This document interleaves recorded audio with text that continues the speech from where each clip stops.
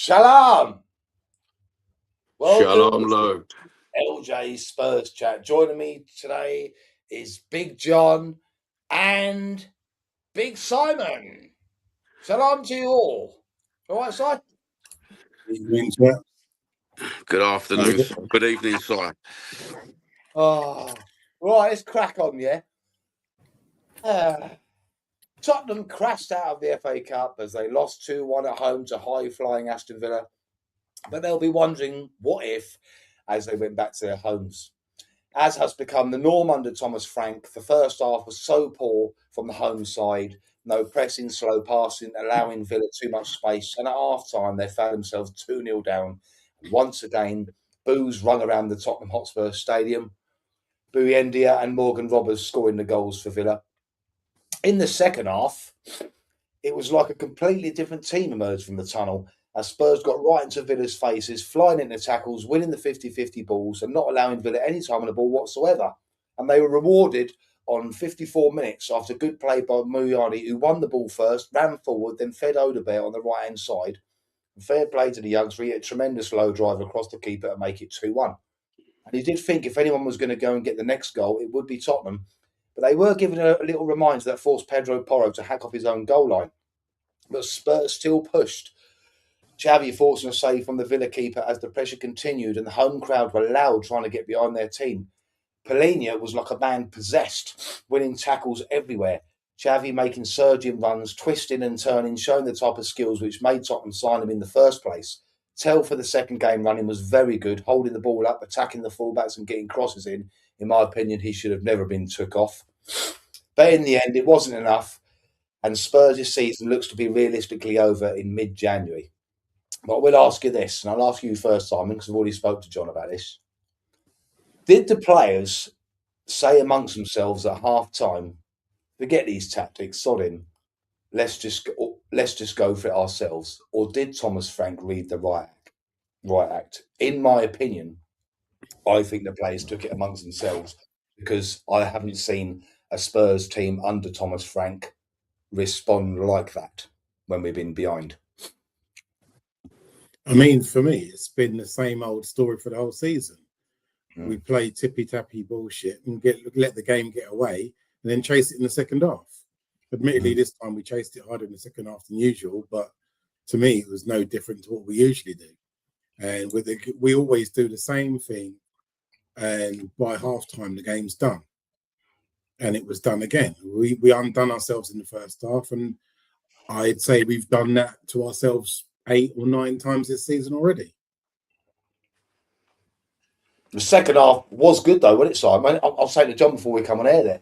It was like, I don't want to say handball, but it had the excitement, and I was actually like awake for once. Getting into it. I think that's the first time I was actually getting into it. We can do this, come on. I mean, the one thing I'd seen that I haven't seen at all was a bit of pressing, which that's something I haven't seen in the longest time. And I was pleased with that, but it was too little too late. Again, same old story. Yeah. What do you think of it, John, as a whole, yesterday? Enjoyed the second half. Thought we was going to win. Actually thought we was going to win. Felt like a little 9-year-old kid again, waiting for that next goal to go in. But that first half was absolutely diabolical. Yeah. But Paulinho, mate, that was something there, wasn't it? And XAVI, absolutely beautiful. And do you know what? That second half, why was they so different, though? Did they have 5 red balls, or did someone in the dressing room other than Thomas Frank actually pipe up and have a marathon? I think I'm just guessing, obviously, but I think Romero wasn't there. I think Paulinho, judging by the second half, Paulinho must have went off his nut. I don't think it's nothing to do with Thomas Frank. I don't. No, he made mistakes in the second half, as we were just talking about before we come on air, like taking Tell off, putting Scarlett in the wrong position and things like that, weren't he? Yeah, I think what we was talking about before we come on quick was I think you're right. I think Paulinho, or one of the experienced elder players, had held a proper team talk. Yeah, you know, I'm not in the tunnel. Yeah, I won't ever ask for the manager to get the sack, because That's just not the done thing, really. But I'm not a big fan of Thomas Frank football. That was not Thomas Frank football, was it?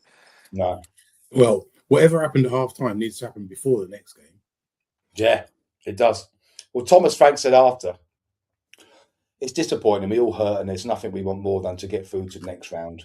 We play at home and had a good opportunity, but unfortunately we couldn't get through. We went full strength. We all knew there was only one way to make everyone happy, which is performing consistently and winning games. We can see how they feed off each other, the players and fans. Unfortunately, we couldn't get a fantastic comeback. Sometimes can kickstart momentum. We need to perform, and then they can feed off the energy, but we need them in tough times. They are backing us. Same old stuff in it, what he's coming out with, to be honest. And unfortunately, looks like we've got another injury because Richie looked like he tweaked. I don't think it's a serious one. It looked like he tweaked his hamstring, didn't it? So yet another injury and yet another player that we need, which is going to bring us on to what we're going to be talking about a bit tonight, is Enick again. I don't know if you've seen it, Simon. It came out about an hour ago that Fabio Paratici is set to exit Tottenham Hotspur after the current transfer window. He's going to return to Italy for personal reasons. Someone did message me when I called it out as being bollocks. He's basically said, oh, he's got a lass over there he needs to be closer to. So I'm not sure if that's his daughter or a new girlfriend or whatever, but I'm calling it bullshit. I think they've just made that statement, Simon, because it doesn't want to make Tottenham look stupid after, you know what I mean, after staying with him and that through his ban. What do you reckon then? Do you reckon? Because I think that he wants to leave because he doesn't believe in the way that we're going. Well, I mean, I guess he's been away. He's come back and Lang's there, and I don't think everyone I've heard of that's ever worked with Lang doesn't really rate him. And clearly Paratici doesn't want to work with him either. Nah. No, that's what it looks like to me too. What do you think, John? Yeah, are we agreeing again? Yeah, we're agreeing. Agreeing. I think Danny's took over your man. What is agreeing? I think you two want to get a room. I think Paratici's not. I think he's finally found clarity and thought to himself, Enoch ain't going to pay out for nothing, so I'm off. Because I can see that he'll be out there trying to get players and they won't pay. Because I do also think that Enoch are thinking, we don't want this manager. And as I said to you, John, we don't want this manager. If we sack him now, we've got to pay him 20 million quid payoff. So we'll back him with crap. I'm not saying that new fullback's crap, but you know what I mean? It's 15 million or whatever it is. But he's not for now, is he? No, they'll back him to a minimum. And I do think they'll go for Poch in the window. I really do that. There's some comments that come in to see if we're just the only ones moaning. And it's sort of a mixed bag. This one, I'll read out a few, see what you reckon. Frank needs time, a full squad and some recruitment. We didn't hire him because he was a poor manager. As a Spurs fan, I'm finding a lot of the Frank hate quite embarrassing. I guess now Levy has gone, the Spurs fans don't know who to hate on. But I mean, I still maintain the same thing. I feel sorry for the guy. He came in, inherited a sack of shit, and I don't know what anyone wants him to do with it. Yeah, I think this is more what we're saying, John. Frank is a problem, but so are the players, the board, the owners, etc. Frank ultimately needs to go, and he has completely lost the fans and seemingly the players. But it won't change anything. Complete fundamental change needed to get our Spurs back. Yeah. They're treating the managers as whipping boys, aren't they? Every manager that comes in is going to be a whipping boy. And every manager that we've brought in has inherited a squad that's not there, and Bidan's potential rejects. And what Simon was saying, they're our boys, but some of them are a sack of shit. You know, they're just not doing it. They're inconsistent. They're full of sick notes. And it's not nice to watch this club go downhill and downhill and downhill. Somebody else said, we are awful, give Frank to the summer, and then it's on for Pochettino post-World Cup. I think there'll be a few fans saying that. Yeah, but is he going to succeed if we get another manager, regardless of what his name is? Is he going to No, he succeed won't. under But I think Enoch? he won't, John. But he's the only one. Listen, whether you like it or whether we like it, there has to be a manager there. So the only one that will probably want to come is Poch. Because Yeah. nobody else is going to want to go there, are they? You know what I mean? Oh, no, I understand that fact. I understand that. It's got, and then it's going to go full circle again, isn't it?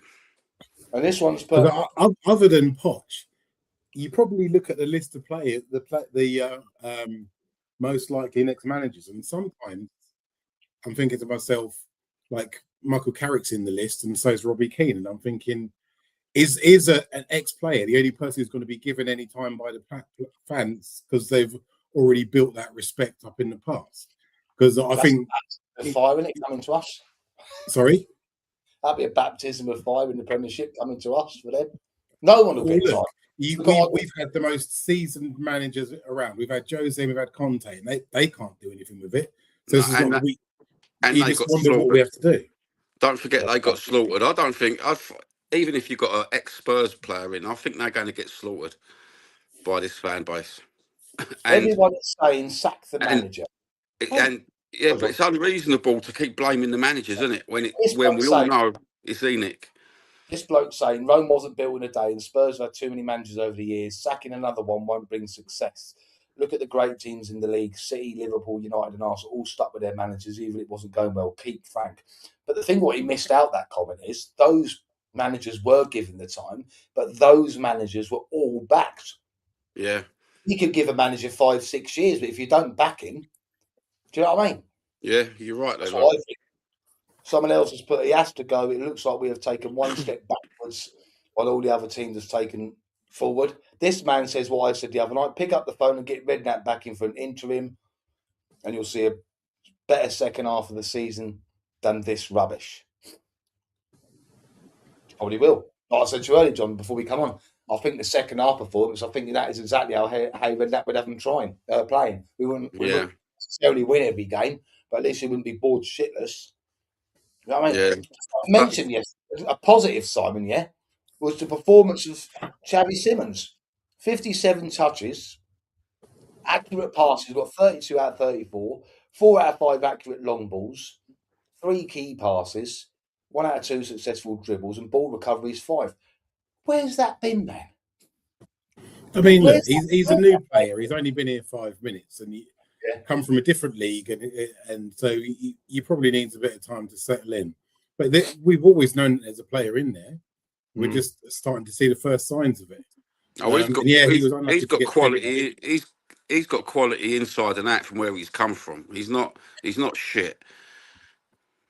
Yeah, the ref was bad yesterday. I've got to admit that he was bad. He was very bad. But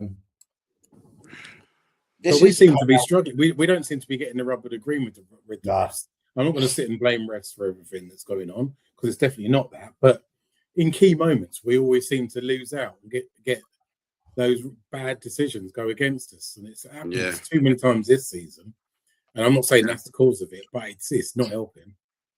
And I think you look at it, and it is such fine margins at the moment. It is, yeah. There's games where we've outplayed people and not put a game away, and then end up getting turned over, and you kind of just think, just little tiny bits here, little tiny bits there. We're not a million miles off, but the problem is that I keep saying it, and I will keep saying it, is that maximum effort's the minimum requirement.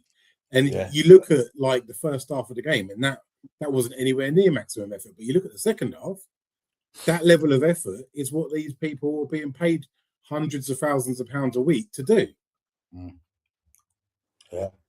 I just think it's not doing it for the manager. This came out after the game, after the Bournemouth game, reported by Matt Law, who's usually pretty good. Tottenham's angry players took it upon themselves to hold a half-time inquest at the Vitality Stadium. But by the time the players returned to the dressing room after full-time, while some having confronted fans, there was little said, with the mood described as quiet and brooding. A source said things were said between the players at half-time in the dressing room, but at the end it was just quiet. The message to the players from the manager was just, well done. That was it.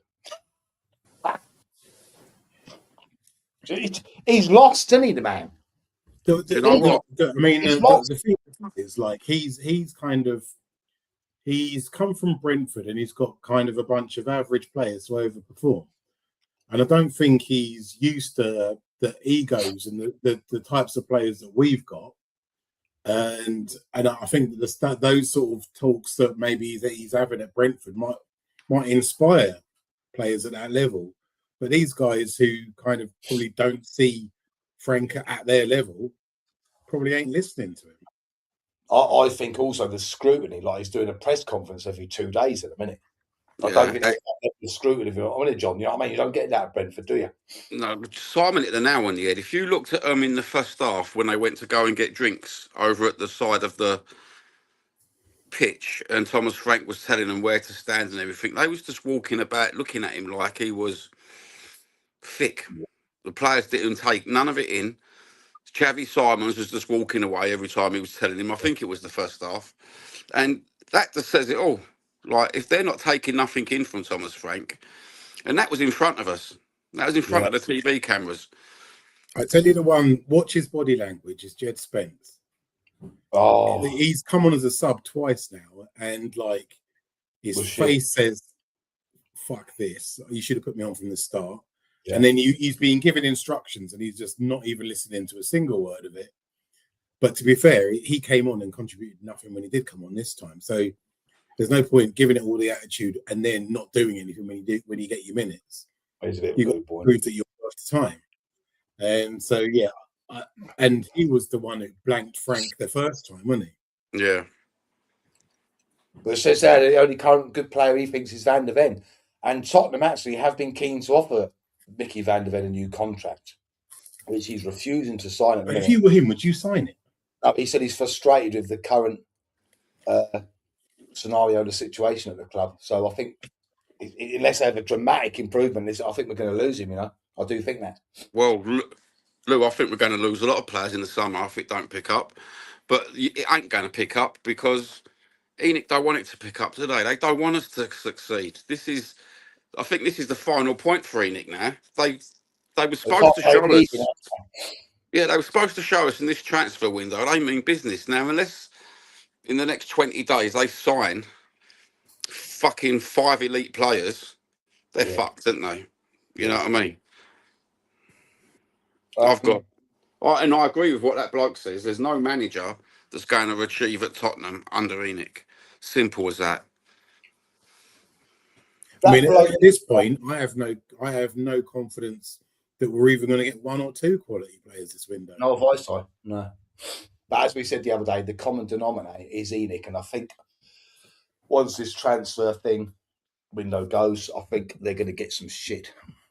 I tell you what, if we don't get 2 or 3 decent players in this window, that place is going to be hostile for the rest of the season. For the fans who are paying good money to see quality football, and then if ENIC aren't going to invest to make that quality football happen, people are already fuming. And if this window closes and we haven't bought at least 2 or 3 more, people are just going to be like, why am I paying thousands of pounds a year to watch this shit and you're not investing money in it? Yeah, ENIC out. Good on you, mate. Yeah, I'm ENIC out. I think it's going to be. I think it's coming now. Yeah. Well, this Sousa, which we've signed Simon for 12 million, South American football expert Tim Vickery, and he always watches South American football. He's given us like a dossier on what he's like, and he said he describes him as impressive and versatile. Spurs increased their offer to £30 million. He's supposed to be going through his medical, blah, blah. And Tim Vickery says he is very impressive. He's a 19-year-old left-back, very physical, very strong, great footballer and very versatile. He defends well. He attacks well. He can go on the outside. He can also cut in on the inside. He's had a long, difficult season playing for Santos in a relegation battle, which they only just avoided relegation. Santos, on one hand, you have the tradition of Pele in the greatest club side in the world at one point, but on the other hand, they represent a small city. The fans are so demanding, so at least to be ready for our fans. Yeah, but at the same time, he's come from a right shit club. They might have had a good heritage, but they're a right shit club in South America at the minute. He said he's already on the radar of Ancelotti for the Brazil team. Yeah, and Harry was saying to me actually that the Brazil team or standard of football is crap. I will say one thing, which is it's an hard league though. You know what I mean? You get kicked about and all that shit. So I don't think you'll have any problems settling in terms of that. I just don't. Obviously, you don't know, dear, but I'm not going to knock the man. He's come over. I'm not going to say slag him off, but I don't think that is what we actually need at the moment, do we? I think we've got to get at least 3 worldies in. Yeah. Proper game changers. That's what we need. But it's ENIC. Everything boils down to this ENIC business. Everything. And it's driving me crazy that a lot of the other channels ain't talking about it. You know? They would constantly blame the manager, blame the players, but in reality, it's ENIC who's done this to us, our team, for all these years. It's horrible. Well, Change for Spurs is planning a protest before the West Ham game, and the Tottenham Hotspur Supporters Trust have put a statement out. This was yesterday, I think. Members of the Tottenham Hotspur, you have to bear with me, it's a bit long. Members of the Tottenham Hotspur Supporting Trust board today met with all representatives of the club at senior level to discuss supporter concerns regarding recent events and the current situation at the club. We stressed to them that the need for club leadership to communicate directly with fans on these issues. The Tottenham Supporters Trust Board has been engaged with the senior leadership of the football club throughout recent weeks and months, has repeatedly raised supporters' concerns with them. Ain't doing any good, is it? While we acknowledge the changes in personnel behind the scenes at the club, this has regrettably not been matched with improvements on the pitch. There also appears to be dramatic fall in ambition for the football club, as evidenced by the transfer window to date and repeated statements by Thomas Frank, who keeps reminding supporters that the club finished 17th in the league last year. The club's only participated in the Champions League for winning the Europa Cup, and that Bournemouth for a side without winning 11 games are always a difficult team, and that he's not enjoying the job. Supporters have suffered the embarrassment of players directly confronting them for exercising their right to express themselves, of the club captain publicly calling out other people at the club who do not speak except to tell a few lies. Blah, blah, blah. Reiterated to the club that we believe the club leadership should address these issues publicly and through direct communication with the fans. Finally, we stress that fans need to hear directly from the club leadership the ambition, the future ambition for the football club this season, for next season, and for the foreseeable future. That begins, but is certainly not restricted to, the coming transfer window, in which all the stops need to be pulled out in order to demonstrate that Tottenham Hotspur are a serious football club and that we really do want to win more often, as I said in the first place. Oh, don't they fucking waffle on? Cool, we can't because we'd already heard it before, but yeah, but the thing is, they don't even tell the truth. ENIC, we're just an asset to ENIC. Yeah. We're just a revenue machine. Win, lose or draw, ENIC gets their pockets filled. We'll go around the same merry-go-round every year with the same little mouthy protesters. Just say, you know, this, and this, and then nothing ever changes because we're not united as a fan base. We're splintered and divided, you know? As I said to you before, Simon, I said this. I don't know what your opinion is. In my opinion, ENIC, they don't give a shit if we win anything. They don't, Lou. Just don't want us to finish below 17th because it would mean we go down. Because if we don't go down, we maintain our place in the Premier League. Who cares if they win? They still get the money coming in. That's my opinion. Amen, Lou. That's the truth. The thing is, if they're trying to build something that they're trying to sell at some point in the future, hopefully sooner rather than later, the level of football that they're devaluing the product that they're trying to sell. So if they want to sell this thing, they need to invest in it to increase the value of it. Well, how much did they buy it for, John? Do you remember? Someone asked me today and I couldn't remember. 80 million they bought Tottenham for, didn't they? Right, let's just call it 80 million then, yeah? Simon, this says to me that they won't go out and spend millions because they bought the club for 80 million. It's now supposed to be worth 4 to 4.5 billion. So how much more money do they want? They've made that. Sell it to someone that cares, but they don't because they want more. They want more. So that says to me, they're just money grabbers, didn't they? Yeah, it's a great thing. absolutely huge profit. Anyone else would be happy to sell, wouldn't they? And they've come out and said, we're not selling. They had Arab investors ready to buy. They had American investors to buy. They had that woman from Newcastle put a consortium together ready to buy, and they come out and said, we don't want to sell because they want to make more. Mm. That's what I think. They're just money. And I don't want to come on here and moan all the time, but I think it's time now that they basically sold up and fucked off. Yeah. Otherwise, all these managers, what we've got inside, they're not all shit, like you said. Conte, Mourinho, Redknapp, even back as far as Hoddle, when you only found out 10 years later that the players that he wanted to go for, he come out and said, and they gave him absolute shit instead. But you can't say anything till years later. They're not given any opportunity, are they, to buy who they want? No, and this is they the thing, you know, that's why you end up with people like para-teachers that say, look, screw it. Thanks for the memories. I'm going to go and do this somewhere else where they're actually going to back me. Mm. I mean, the thing is that the problem is the club is in a state. We don't know what their intentions are for it. We don't hear from any of them.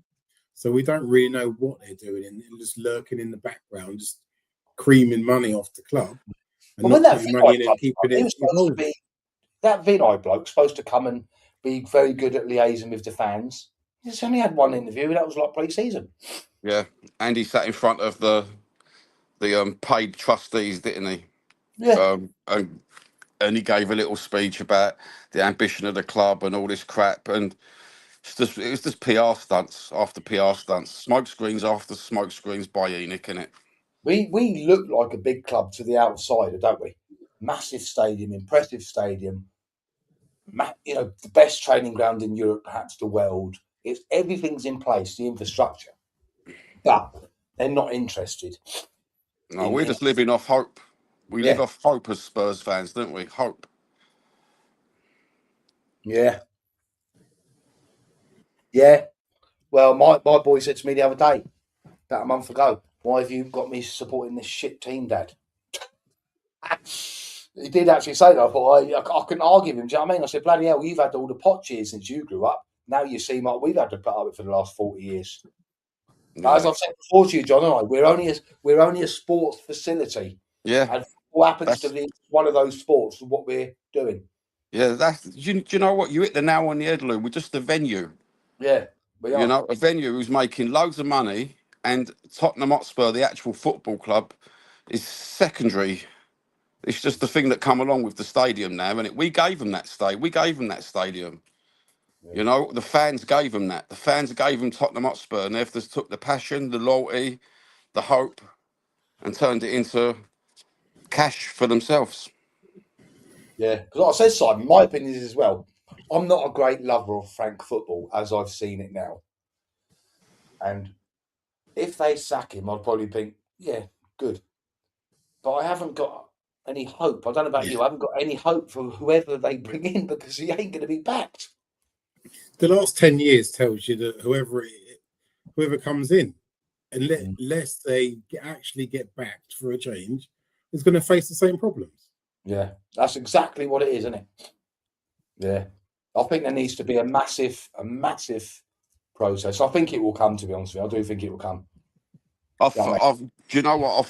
I think the protest needs to encompass all avenues, doesn't it? The digital media, the press, everything. Because I had this Levy out stuff, and he didn't go because of them. He just moved that firing line.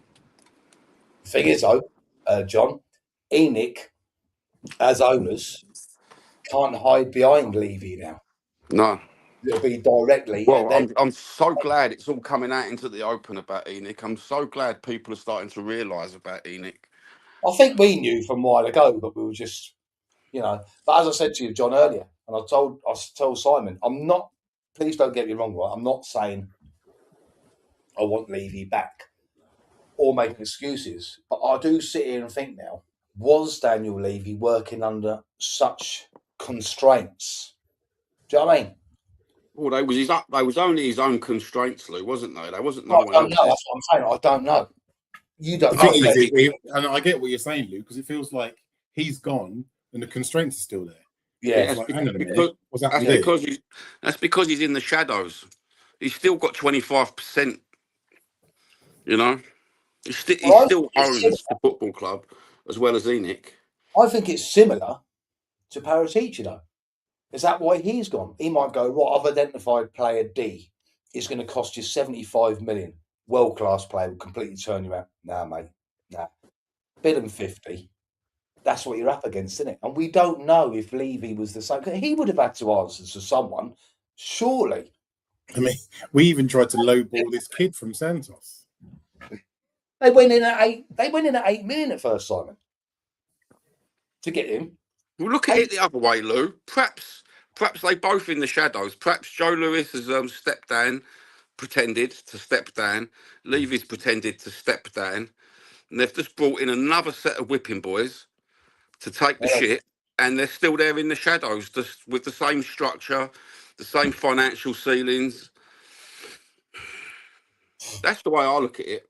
They still own the club, the pair of them. I just can't. Absolute wrong uns. Yeah. No, you're right, mate. I've always said that. I've always said that what Daniel Levy has done for the club is fantastic, but football-wise, not so much. Yeah, but what fantastic stuff has he done for the club, Lou? It's just on about the infrastructure. In other words, the training ground is like making Spurs a global brand. And this is the thing. Everything's there. Everything's in place for us to take the next step. But we don't seem to be willing to take it. Yeah. But I see that's not a good argument, Lou, because he's give you a great new stadium. He's gave you a great training ground, right? All he's done is made more value into the club, which makes him more profit. Yeah. And he's not give us anything on the football field, has he? At all. No. You know? Oh, so right. I think everything he's done for the club is for the club. Benefited himself. Yeah, but I think you're right and I'm right, because I think, yeah, he has done everything for the club. But from a naive fan like myself, up till lately, I'm thinking, brilliant.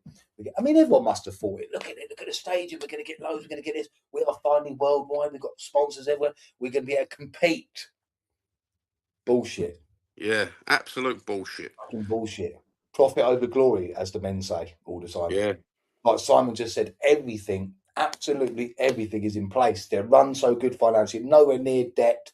Well, there's manageable debt, but, you know, compared to that fair play thing, they've got money there. They just won't bloody spend it. They need to up the wages from 200 to 300 grand a week. Otherwise, we're going to get left behind. Yeah, one of the most valuable clubs in the world, Lou. Yeah, we are a laughing stock now, John, because I've even got mates texting me saying that ground's going to look fantastic in the Championship. I can't really say anything, man, can I? Yeah, you can, Lou. You can tell them all to fuck off. Send them over to me, Lou. Because you've got to laugh. Otherwise, I'm going to I know. It is funny. But nothing's going to change. And I don't think. Let's hope we come on here in a few weeks, eh? And we've signed 3 worldies. I can't for the life of me see it. But I'll tell you this as well. Regardless of going down or relegation dogfight, if they don't sign 3 worldies in this window, Romero, Van der Ven, for a start, are gone. Yeah. Gone. Saar, who's going to go? You know, I could see an awful lot of players wanting to leave in the summer window. I think to be honest with you. If we're all playing for Tottenham now, and it's like what, the 11th you said today, and tomorrow, back at training tomorrow, you see even just 1, but you see your 2 or 3 world class players come in, training. You know, you're immediately lifted as a squad. Immediately, you think, you know, we can do something here. Do you know what I mean? And when it comes to the end of the window, and there's nothing, they go, oh, what's this? And that is the fact of it. We will. It's not just this, but it will affect the track. The geezer that comes in the sun, whether it be Poch or whoever, we've had it. We'll lose then. We'll get good money for Van der Ven. We'll get good money for Romero, and they won't invest it all back. You know that. Yeah. And then we'll be in the shit. The poor manager's got to come in next time and rebuild the whole lot from nothing. You know what I mean? Just like I said to you before this window, isn't it, Simon? This window is huge for us. We're halfway through it now, and we haven't got anyone. We've got that the left back. I mean, I'm not slagging him off. I'll keep saying I'm not slagging him off. He might be a really good player, but you're going to need more than that. He's going to come. He's not going to. What I'm saying is, he ain't going to come into training on Monday or whenever it is, and everyone go, "Oh, brilliant! We've got like a Messi." You know what I mean? Because a lot of football's in the head, isn't it? If you've got 3 world-class players coming in at the end of the month, you're going to think they are backing him. They are backing him. I think that's what Romero meant the other day when he come out of that statement. The bit that said they only come out telling lies. I'm convinced that because I don't think making him captain and upping his wages was enough to keep Romero. No. David said to him, look, we're going to make you captain, we're going to put your money up, but we are going to compete. We're going to buy good players. And that's got to be what he meant from lies. Surely, Simon, isn't it? That's Perhaps what sorry, sir. I mean, they must have promised him something that he hasn't been given. Don't know what it is, but it must be that. They've upped his wages, haven't they? Well, they're good at selling lies, aren't they, Enoch? Yeah. They're really good at selling lies. Perhaps the players are having a realisation moment that they've all been sold a lie. Yeah. You know? What else could it be? I think it might have been the Ange sacking that has that's upset him, isn't it? Yeah, it's punched him in the head and thought to himself, hold on, we've been sold a lie here, because as Van der Ven said in his little interview film, he didn't know nothing, no one knew nothing, it was a shock. Yeah. You know? Yeah. And perhaps they was all sold a lie. Perhaps they was like, I mean, he come out and said season 3. So even he didn't know he was going to go. No. And Van der Ven said in that interview as well that they just got it through to him, hadn't they, where Ange had actually, contrary to public perception, he had started to cut rounds, because I think it was Mickey and Romero, wasn't it? Went in and said to him, look, we can't like keep going gung-ho in certain games. And he started to listen. Yeah. So maybe that was thinking in season 3, because there was an uproar with the players, wasn't there, when he left? They didn't want him to go. You know what? That's a great attribute as a manager, where you listen to the players and you take it in and you change up. Yeah. And everyone was slaughtering Ange, but now everyone wants to go back to Ange because they don't like Thomas Frank. We're going around in circles as a club. That compromise, isn't it, Simon? That compromise, if he was listening, which I can't see why Mickey would lie for, maybe it would have been slightly different this season. I know hindsight, you don't know. I mean, all you have to do is look at the Europa League games to show, because everyone was like, Ange's only got one way of playing, but we won the last 3 rounds by playing a different way. Yeah. So we did adapt when we needed to, but for whatever reason, I mean, he absolutely binned the Premier League and just let it drift to 17th. Well, that was for that was the injuries side, wasn't it? That was so many injuries in key positions. Yeah. But bringing back to the lies, John, what else could it have been? Romero goes into the office, right? He's told, they're up your wages. They've upped his wages.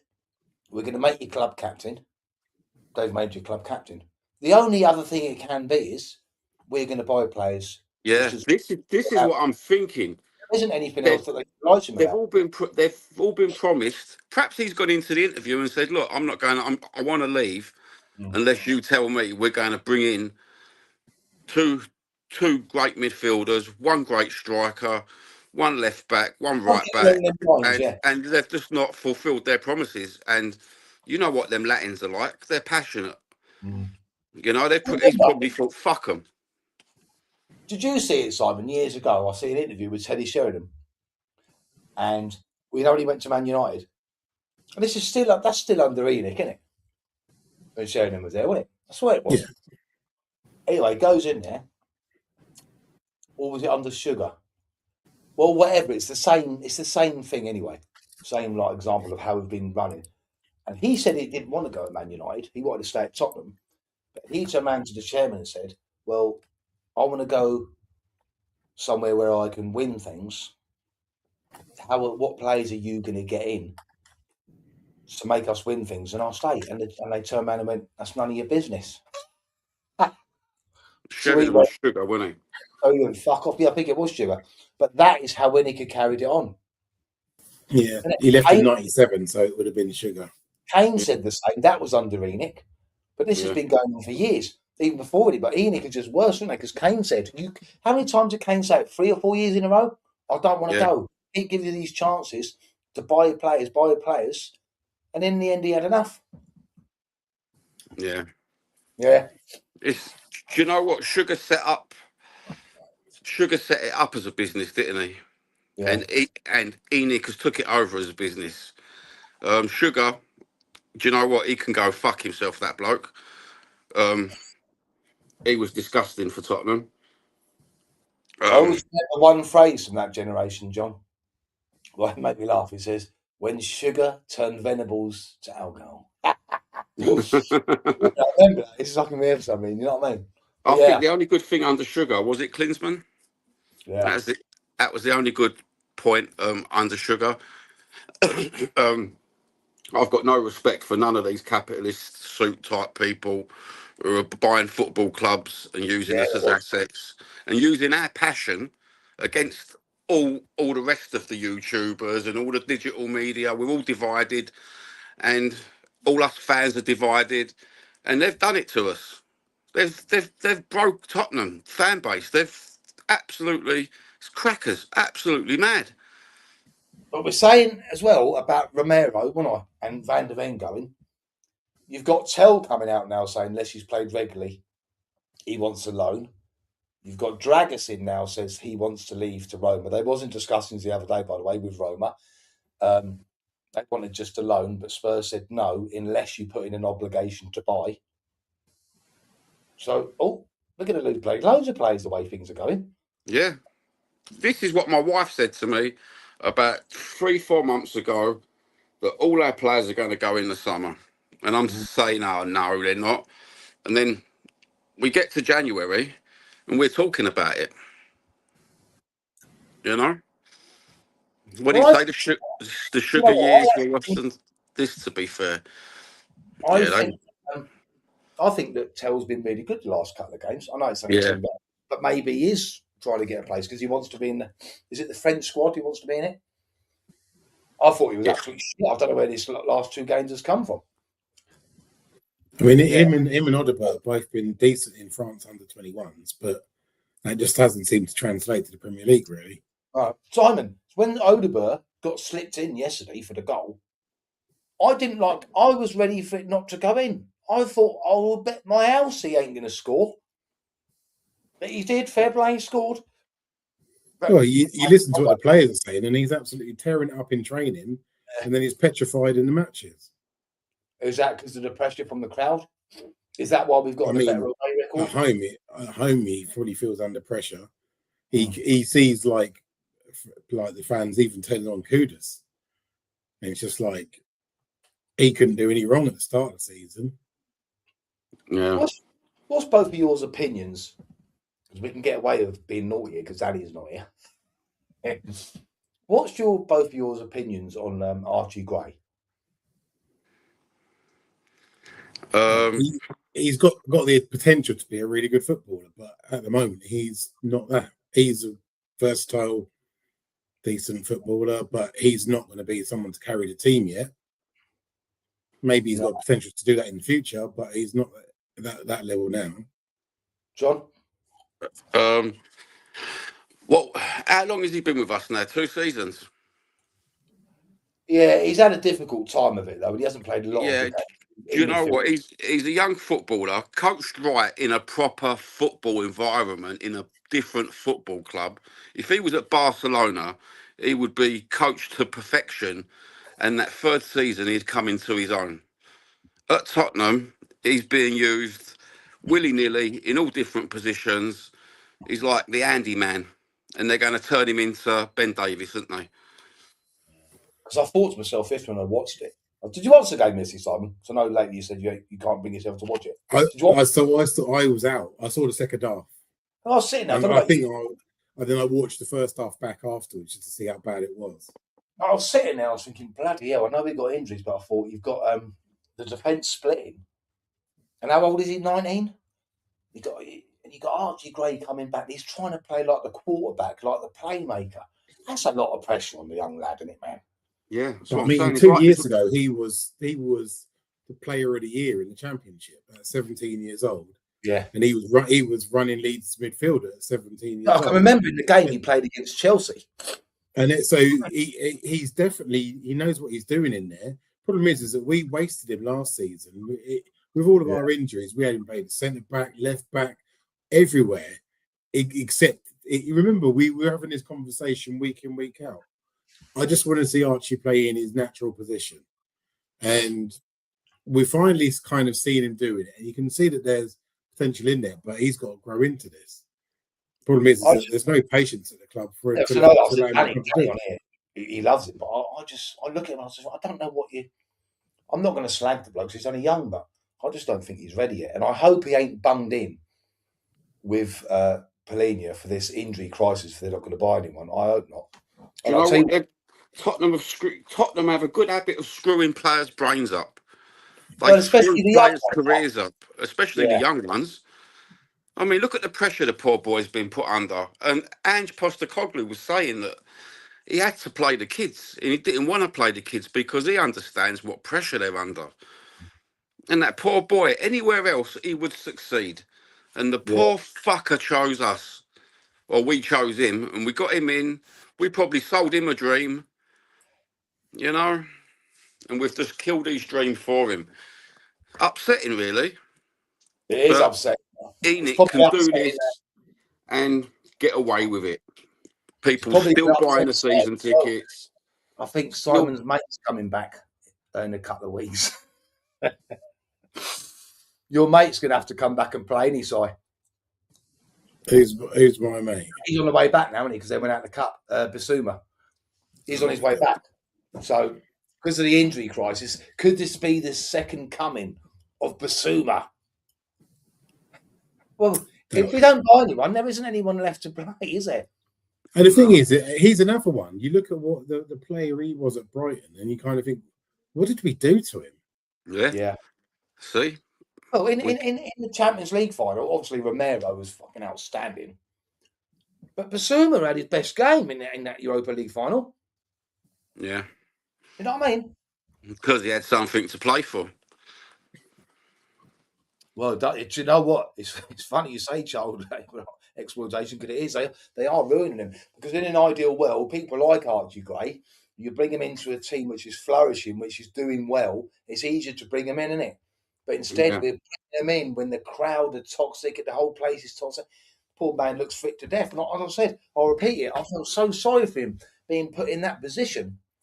I mean, I suppose he could look at it as a compliment that you're being given such a responsible role. That's a lot of shit on his shoulders, a lot of weight on his shoulders, isn't it? To be honest, whether you think he's good enough or not. You know what I mean? Yeah, it's the responsibility and the pressure of the home crowd. I mean, they're not very welcoming when they don't get what. Well, they've done to me from the armchair supporter. It looks like to me a lot of these home crowd now are entitled. They paying their cash to go and watch the football team. Okay, you want to see great football, fair play. But they don't, when you see them online and you see them writing in the comments, they think they're entitled to a win. And football is win, lose or draw. It's 3 outcomes, you know? And then I ain't going to talk about the support. No, John, I'm going to agree with you, man, for once. Because I will use them arseholes down the road as a classic example, right? I don't like Lego Ed, obviously, but he's had them finishing for 3 seasons in a row, second. When you look at their fans, they'd think he's finished second from bottom for the last 3 years. You're right. It's an entitled generation. I'd bite his hand off if we could finish second in a minute. You know what I mean? I really don't want to slag the fans off, but they do act like spoiled little kids sometimes, don't they? Yeah, all the balloons. Yeah. I don't know what's happened to him. I don't know if he had a bit of pressure. I don't know. Oh. We have got the Arsenal Cup. Look at him. He's on it again, look. Darts again. Harry. He's on my case. Have we got any other topics we need to cover? Because I need to jump off. Don't think we've got any more to say, have we, John? Says that we've got to get the Enoch out ball rolling. Enoch Enoch Yeah. out, get the ball I moving. think that's the only way it's going to change. And please, to God, Spurs, please don't lose to West Ham next weekend, because I suppose we could put our predictions in. I'm going to go for a 2-1 Tottenham win at home to West Ham. 2-1. Yeah. We're going 3-1. Yeah? Well Yeah. done. I'm going to go 3-2. Exciting game to Spurs, of course. Well, let's hope so. If we lose to them, I will be no, there's no games this speechless. week. You've got no games this week. You've got West Ham, then you've got the Dortmund game midweek, and then you've got Burnley away. And after those 2 games, you've got a very, very hard run of games. February. So we really need, I think, like Danny said the other day, good morning and goodbye, sir. They've now got another 5 Sorry, days mate, miss it back. to Have you train. got notifications on? They've got to work out what the hell they're doing. They've got 5 days to prepare for this game next weekend, and anything other than a win is not acceptable. Well, apparently he's supposed to be the bollock, but he's got a free whole week to do his tactics, Simon. So we'll find out. But I think, imagine if they lose at home to West Ham. Yeah, I think the place will get torched. Oi. Only giving people They'll set ideas. £1 billion on fire. Was that a shout to get the petrol bombs outside? Oh, sorry, mate. Back at work while you're working hard, aren't you? Where are you from then? Where are you from? Have you told me before? If you're just in for work and you said morning, or you work in the nights? You have to let me know where you are. Yeah. Obviously, well, that's my eyes about. No, fair play. This man's always on here, but he's missed us the last 2 times. No, I don't work. Well, if you don't have to work hard, you can watch it at work, can't you? He's not a policeman, is he? I don't work hard. I hope not, after what Simon just said. All right, then, boys. Thanks for coming on. He's in where? Where's that? Simon's the brainy one. Where's that? Pembrokeshire. I don't know where that is. Over Wales way. Yeah. At the moment, it is looking like that. Oh, God bless you for doing that. It's not many people do that. That's good, mate. Well, yeah, I mean, look, it should. There's a chance for a good couple of weeks. We've got 2 Champions League games. We're playing 2 of the bottom 3. Yeah, and we're going to win. Wales, they're thick as fuck. I told you it's Wales way, didn't I? Fuck's sake. I'm not saying nothing. I'll put it. You know what I mean? We're on the old social media here. It's nice on the coast, isn't it? Yeah. All right, lads. We'll see you soon. Cheers for coming on, and cheers for everyone. Nice one, lovely to see you, brother. A lot more people watching us Good now. to see you guys. A few more subscribers. Shalom.